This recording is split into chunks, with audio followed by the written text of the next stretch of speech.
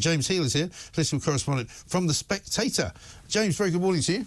Morning, Mike. I'm sort of frightened of the answer to this question, but do you think, and could it be possible, that Keir Starmer kind of gave away the Chagos Islands yesterday to try and make everybody look away from Trousergate or Wardrobegate or, you know, Giftgate, whatever you want to call it?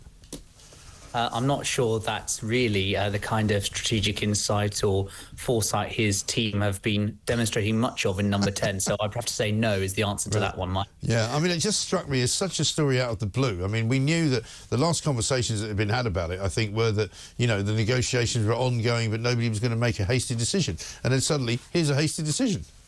Yeah, I mean, you're spot on that. I mean, like 9 days ago was the last time, or 10 days ago now, was the last time we heard any public comment from the Foreign Office. There was a written answer in the House of Lords by a Foreign Office minister, and they said no update, no timescale, nothing of that sort. And then bang, it's announced yesterday. The reason why it was announced yesterday was because the Mauritians have a general election campaign next month. It starts today, so they need to get it out the way. But of course, the thing is, why are we rushing to give up an island after 60 years? And the answer is we're doing it for the benefit of the Mauritians. And actually, I would argue, you know, this is to help one party in Mauritius. How does that help the opposition parties? I mean, there's an element here about interference in elections. And the other thing to note, of course, is that this is a government in Mauritius which has demonstrated much closer ties to China. The British government's going out of the way to help it. It seems bizarre behaviour. But they also seem to have gone out of their way to rush it through in order that it didn't get any parliamentary scrutiny, because they did it during the recess, during conference season, when they were busy working away, presumably behind the scenes. You know, it took the knives out of each other's backs for long enough to actually get something done. Yeah, I mean, I agree on that. I think that, you know, they came in and they said that all these statements we made, first of all, to the House of Commons, and yet yesterday, David Lammy, the Foreign Secretary, has to write to the Speaker of the House and say, we're not going to do this one announced in Parliament, we're going to have to do it like this because we're helping the Mauritians. And you're right about scrutiny. I would say that some of the Tories right now who are getting very upset that Parliament won't get a vote on this treaty should have done more in office to change the laws to make it so that MPs had to vote on a treaty. But I do think, I mean, it's sort of slightly bizarre. On the one hand, yes, I mean, if there was Parliament, I think there'll be an urgent question right now. But on the other hand, because it's recess and it's the end of the conference recess, it seemed a very odd announcement to drop on a Thursday morning suddenly, and it's all we're talking about now. Yeah, exactly right. And that's why I was wondering if it might just be some kind of diversionary tactic, because, I mean, if it was, that would be really worrying, because it would mean the next time they get into the brown stuff, which will probably be in the next couple of days, they might give away the Falkland Islands. Well, I mean, I think they're already in the brown stuff today with the Sun story about cash for croissants. Well, but, I was coming to that. Yeah, sorry. So, I mean, I don't know what's next. Maybe Gibraltar, you know, the British Antarctica. Yeah, I mean, Gibraltar, well, certainly the Falkland Islands is in play, isn't it? Because we've already seen various plays for that from different leaders of Argentina, and the current leader from Argentina has already made noises about the Malvinas and getting them back. But yeah, let's talk about breakfast with Jonathan Reynolds. I mean, the picture of him sitting there that they've mocked up is really funny. He doesn't look like the sort of guy you'd want to have breakfast with, really, to be honest. Nothing personal. Business breakfast, location the Ivy, Manchester, for 15,000 quid. You don't get very much, do you?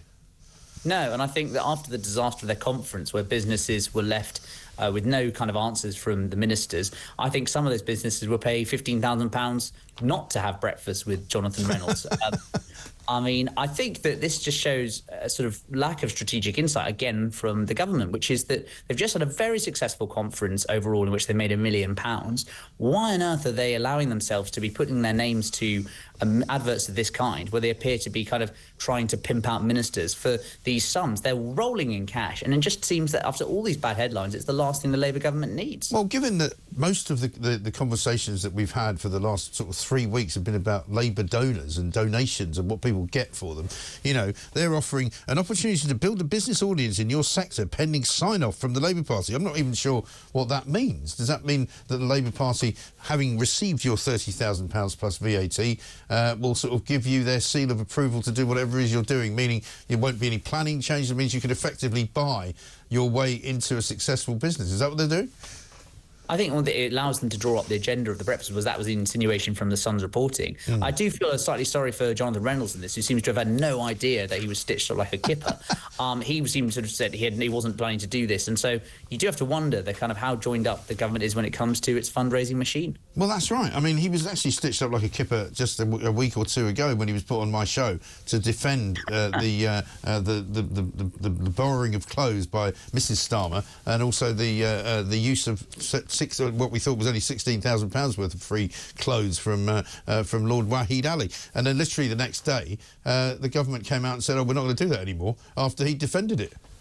I mean, that just shows, again, the sort of, you have to get ahead of the story and stop making your front benches look silly. And that's what ultimately I think partly did for Boris Johnson, was the fact that the government line kept changing. And I think, there are a fair few Labour MPs who think, look, I've done a long slog for the Labour government, I've gone out there, I might not have got the job I wanted, and hang on a sec, they're making us look like idiots. So you need to get a grip on it. Well, I think that's the problem, isn't it? Because it's clear from people I've spoken to, I'm sure you've spoken to similar people, that there's a massive, massive row going on every single day inside of Downing Street. Sue Gray is still there, but I still don't think she's going to be there at Christmas.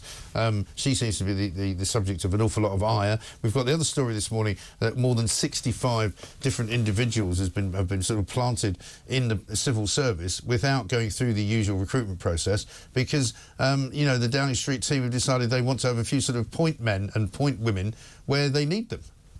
Yeah, I mean, this is against the recommendations that all civil service appointments should be advertised freely and openly to encourage merit and ensure there's no kind of stitch-ups or sort of jobs for the boys element culture in the civil service. And yet, as you say, 65 of them appointed within, I think, the first 92 days of this government, including some of the more controversial ones like Emily Middleton, Jess Sargent, Ian Caulfield. We've heard about all of those. He's gone, hasn't he, Ian Caulfield? Or is he still there? He has. Yeah, he's gone as he stepped back from being a director at the Treasury following all the headlines about him.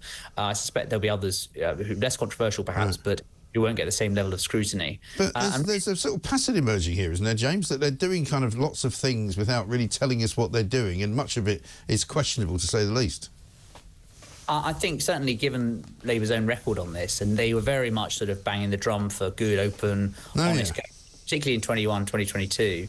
And so, this goes against the principles that were drawn up in the Civil Service Declaration of late 2022, under which they would advertise all these appointments. And of course, the fact, for instance, that Cabinet Secretary, that's the head of the Civil Service, that job has to be advertised for, does raise questions perhaps about the rest of these, given, as I say, Labour said, we're going to fix the Whitehall Civil Service. It's all been politicised under Boris Johnson and Dominic Cummings.